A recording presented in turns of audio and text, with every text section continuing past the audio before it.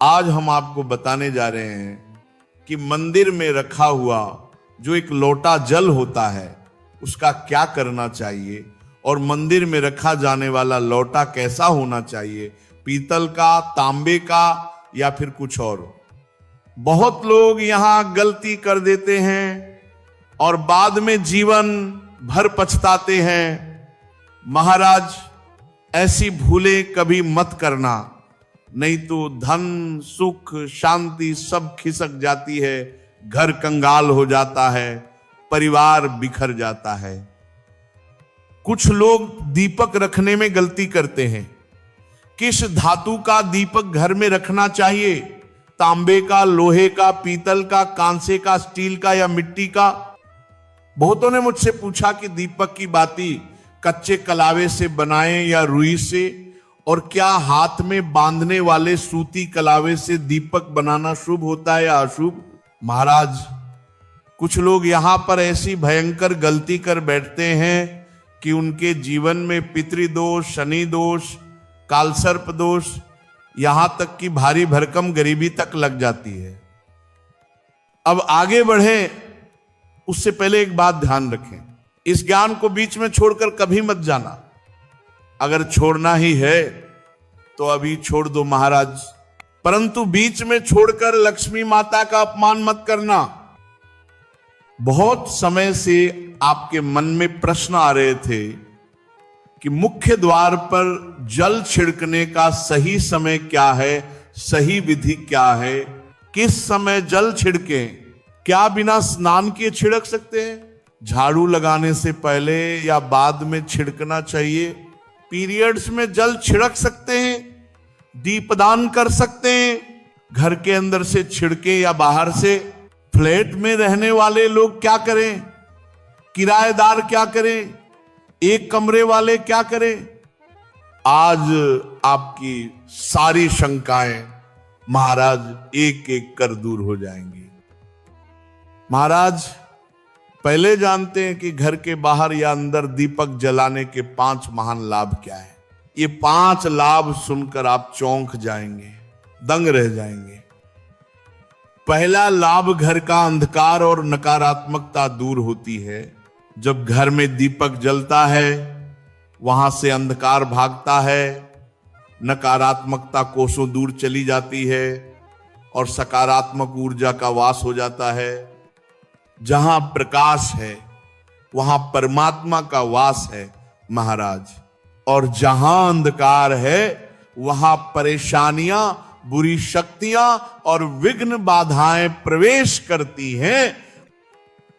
तेल से जले दीपक का प्रभाव उसके बुझने के आधे घंटे तक रहता है और शुद्ध देसी घी का दीपक बुझने के 4 घंटे बाद तक वातावरण को पवित्र रखता है। दूसरा लाभ, वैज्ञानिक रूप से घर की शुद्धि होती है। घी या सरसों के तेल के दीपक से उठने वाला धुआं वातावरण को सात्विक करता है, हवा में फैले अदृश्य हानिकारक कणों का नाश करता है और हवा को पवित्र करता है। तीसरा लाभ, घर में सुख समृद्धि का वास होता है। सुबह और शाम भगवान के सामने दीपक अवश्य जलाना चाहिए। पूर्व दिशा में दीपक रखने से दीर्घायु, उत्तर दिशा में दीपक रखने से धन समृद्धि बढ़ती है।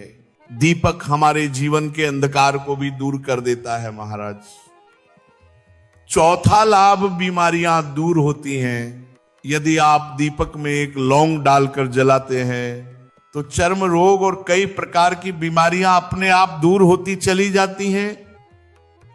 5वां लाभ, शुभ शक्तियां आकर्षित होती हैं। जिस घर में रोज दीपक जलता है महाराज, वहां कभी अंधकार नहीं ठहरता, वहां सदैव सुख, शांति, समृद्धि और शुभ शक्तियों का आगमन होता है। अब प्रश्न आता है, मुख्य द्वार पर जल छिड़कने का सही समय क्या है? महाराज सुनिए, जल का छिड़काव सूर्योदय से पहले होना चाहिए। रात को सोने से पहले रसोई में एक पात्र में जल भरकर रख दीजिए। तांबे का हो तो उत्तम, पीतल चलेगा, स्टील भी चलेगा। गंगा जल हो तो डाल दें, न हो तो केवल शुद्ध जल भी पर्याप्त है। सुबह उठकर सबसे पहले हथेली का दर्शन कीजिए, फिर माता पृथ्वी को प्रणाम कीजिए, फिर दाहिना पैर भूमि पर रखें और फिर रसोई में जाकर जल उठाएं। इसके बाद मुख्य द्वार खोलकर जल छिड़क दें। माता लक्ष्मी का ध्यान करें। हे माता, मेरे घर में प्रवेश करें, मेरे घर को समृद्ध करें और अपने पितरों को नमन करें, क्योंकि दहलीज पर ही पितरों का वास माना गया है। अब एक बड़ा प्रश्न, क्या जल छिड़कने के लिए स्नान आवश्यक है? नहीं महाराज, यह उपाय स्नान से पहले ही किया जाता है। उठकर तुरंत करना है, बिना स्नान किए। झाड़ू लगाने का प्रश्न, झाड़ू के बाद नहीं, जल छिड़कने के बाद झाड़ू लगाते हैं। अब बात पीरियड्स में क्या किया जा सकता है? महाराज, जल छिड़कना पीरियड्स में भी कर सकती हैं, परंतु दीपदान नहीं। दीपदान शुद्ध के बाद ही किया जाता है। फ्लैट में रहने वाले क्या करें? किराएदार क्या करें? एक कमरे वाले क्या करें? महाराज, जहां आपकी नेम प्लेट है वही आपका मुख्य द्वार है, उसी पर जल छिड़केंगे, वहीं दीपदान करेंगे। अब मंदिर में रखे जल की बात, मंदिर में रखा जल बहुत पवित्र होता है। मंत्र, जप, भक्ति, प्रण, प्रार्थना, सबकी ऊर्जा उस जल में समाहित हो जाती। इसीलिए सुबह की पूजा में एक लोटा जल अवश्य रखा जाता है। ये जल अगले दिन पूरे घर में छिड़के, रोगी को दवा इसी जल से दें। परिवार के सभी सदस्य थोड़ा थोड़ा पी सकते हैं। व्यापार स्थल पर छिड़के, तिजोरी पर छिड़के, बच्चों की किताबों पर छिड़के, और यदि भोजन सात्विक है तो रसोई में इस जल का उपयोग कर सकते हैं। लेकिन ये जल कभी भी तुलसी में अर्पित नहीं करना चाहिए, क्योंकि ये देवी देवताओं द्वारा ग्रहण किया गया जल होता है। हाँ, लड्डू गोपाल या राधा कृष्ण को अर्पित जल अगले दिन तुलसी में चढ़ाया जा सकता है।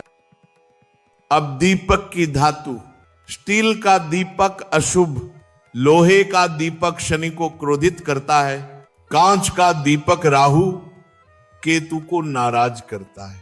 इसीलिए ये घर में कभी नहीं रखने चाहिए। शुभ क्या है?